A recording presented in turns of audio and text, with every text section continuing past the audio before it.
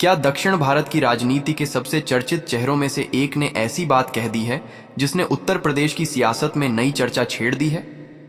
क्या एक बयान को लेकर सोशल मीडिया पर अचानक बहस तेज हो गई है? और क्या बहुजन राजनीति तथा क्षेत्रीय दलों के भविष्य को लेकर नए सवाल खड़े हो रहे हैं? आज की इस खास रिपोर्ट में हम इसी चर्चा को विस्तार से समझेंगे। लेकिन आगे बढ़ने से पहले अगर आप राजनीति और ताज़ा घटनाओं की गहराई से जानकारी सबसे पहले देखना चाहते हैं तो चैनल को सब्सक्राइब करिए, वीडियो को लाइक करिए और बेल आइकन ज़रूर दबाइए ताकि कोई भी अपडेट आपसे छूट न जाए। दोस्तों, पिछले कुछ समय से देश की राजनीति लगातार नए समीकरणों और नई चर्चाओं का केंद्र बनी हुई है। कभी लोकसभा चुनावों के नतीजों को लेकर चर्चा होती है, कभी राज्यों की राजनीति को लेकर और कभी किसी बड़े नेता के बयान को लेकर।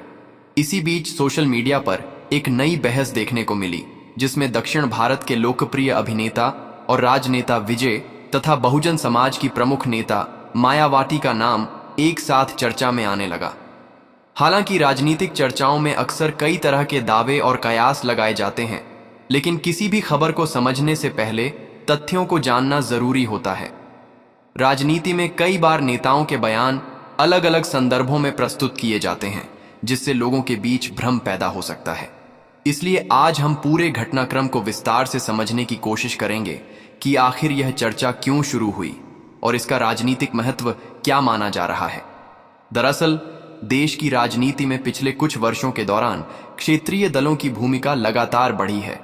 उत्तर प्रदेश में बहुजन समाज पार्टी का अपना एक मजबूत सामाजिक आधार रहा है, जबकि तमिलनाडु में नई राजनीतिक ताकत के रूप में उभरने की कोशिश कर रहे विजय की पार्टी भी लगातार सुर्खियों में बनी हुई है।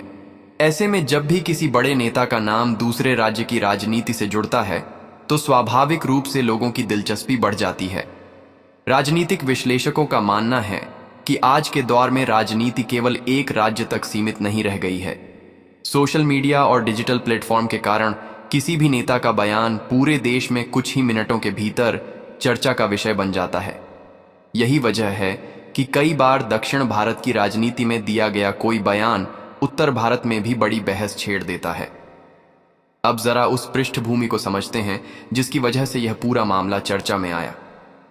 पिछले कुछ समय से बहुजन राजनीति को लेकर लगातार चर्चा हो रही है। उत्तर प्रदेश में आगामी विधानसभा चुनावों की तैयारियां धीरे धीरे शुरू हो चुकी हैं। विभिन्न राजनीतिक दल अपने संगठन को मजबूत करने और नए सामाजिक समीकरण बनाने में जुटे हुए हैं। इसी दौरान बहुजन समाज पार्टी की गतिविधियों पर भी राजनीतिक जानकारों की नजर बनी हुई है। मायावती का राजनीतिक सफर भारतीय राजनीति के सबसे महत्वपूर्ण अध्यायों में गिना जाता है। एक साधारण परिवार से निकलकर देश के सबसे बड़े राज्य की मुख्यमंत्री बनने तक का उनका सफर लाखों लोगों के लिए प्रेरणा का विषय रहा है। उनके समर्थक मानते हैं कि उन्होंने समाज के वंचित वर्गों को राजनीतिक प्रतिनिधित्व दिलाने में महत्वपूर्ण भूमिका निभाई। यही कारण है कि आज भी उनका नाम बहुजन राजनीति की सबसे बड़ी पहचान के रूप में देखा जाता है। दूसरी तरफ विजय का राजनीतिक सफर अपेक्षाकृत नया है, लेकिन उनकी लोकप्रियता किसी से छिपी नहीं है। फिल्मी दुनिया में वर्षों तक सफलता हासिल करने के बाद उन्होंने राजनीति में कदम रखा और युवाओं के बीच तेजी से अपनी पहचान बनाई। तमिलनाडु की राजनीति में उनके प्रवेश ने कई नए सवाल खड़े किए हैं और राजनीतिक दल उनकी रणनीति पर लगातार नजर बनाए हुए हैं। विश्लेषकों का कहना है कि जब भी किसी राज्य का लोकप्रिय नेता दूसरे राज्य के किसी बड़े राजनीतिक चेहरे के बारे में सकारात्मक टिप्पणी करता है या उनके संघर्ष की चर्चा करता है तो उसका असर केवल राजनीतिक गलियारों तक सीमित नहीं रहता, बल्कि आम जनता के बीच भी उसकी चर्चा होने लगती है। यही कारण है कि सोशल मीडिया पर ऐसी खबरें तेजी से वायरल हो जाती हैं। इधर उत्तर प्रदेश में भी राजनीतिक माहौल लगातार बदल रहा है।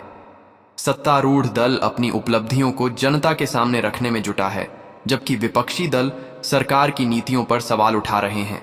ऐसे माहौल में किसी भी बड़े नेता का बयान राजनीतिक चर्चा को नई दिशा दे सकता है। कई राजनीतिक विशेषज्ञ यह भी कहते हैं कि आज के समय में जनता केवल भाषण नहीं सुनना चाहती, बल्कि वह यह देखना चाहती है कि नेता उनके जीवन से जुड़े मुद्दों पर कितना ध्यान दे रहे हैं। रोजगार, शिक्षा, महंगाई, किसानों की समस्याएं और सामाजिक न्याय जैसे विषय लोगों की प्राथमिकता में हैं। इसलिए जो नेता इन मुद्दों को प्रभावी ढंग से उठाते हैं, उन्हें जनता का समर्थन मिलने की संभावना बढ़ जाती है।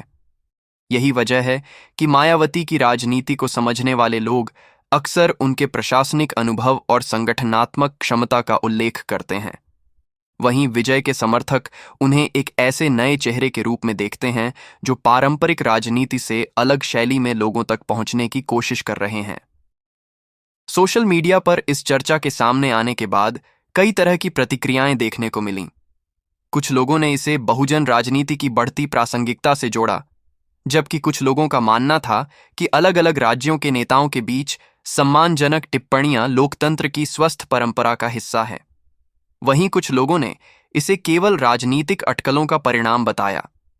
राजनीति में अक्सर यह देखा गया है कि किसी एक बयान की कई अलग अलग व्याख्याएं सामने आने लगती हैं। समर्थक उसे अपने नजरिए से देखते हैं और विरोधी अपने दृष्टिकोण से।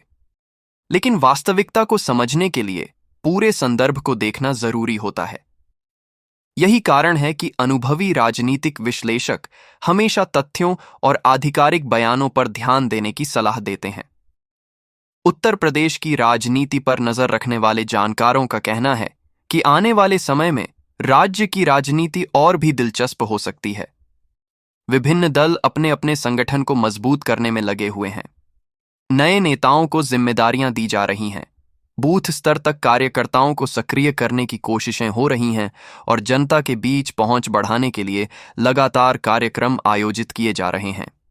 इसी बीच बहुजन समाज पार्टी के समर्थकों का मानना है कि पार्टी अभी भी अपने पारंपरिक वोट आधार के बीच प्रभाव बनाए हुए है और संगठन को मजबूत करने की दिशा में लगातार काम कर रही है। दूसरी तरफ राजनीतिक प्रतिद्वंद्वी दल यह दावा करते हैं कि बदलते राजनीतिक माहौल में नए समीकरण बन रहे हैं।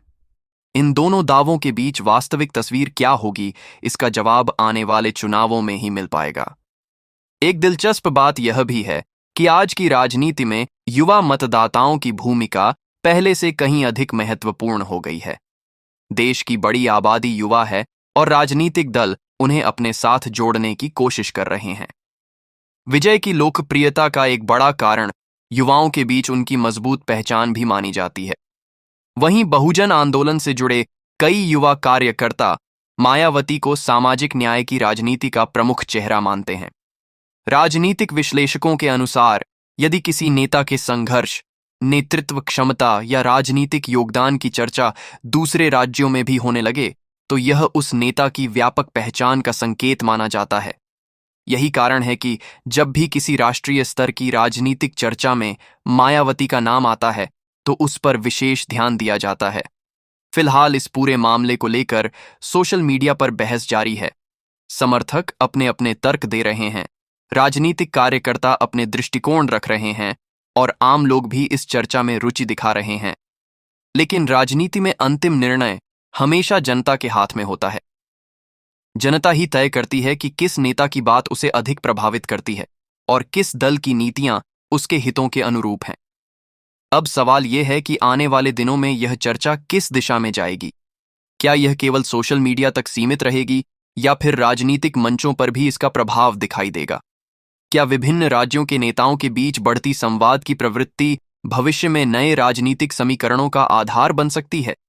इन सभी सवालों के जवाब समय के साथ सामने आएंगे, लेकिन इतना जरूर है कि देश की राजनीति लगातार बदल रही है और नए घटनाक्रम हर दिन नई चर्चा को जन्म दे रहे हैं।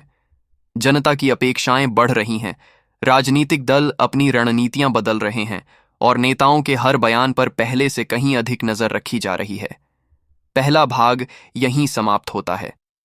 अगले भाग में हम उत्तर प्रदेश की बदलती राजनीतिक तस्वीर, विभिन्न दलों की रणनीति, बहुजन राजनीति के भविष्य और इस चर्चा के संभावित राजनीतिक प्रभावों का विस्तार से विश्लेषण करेंगे।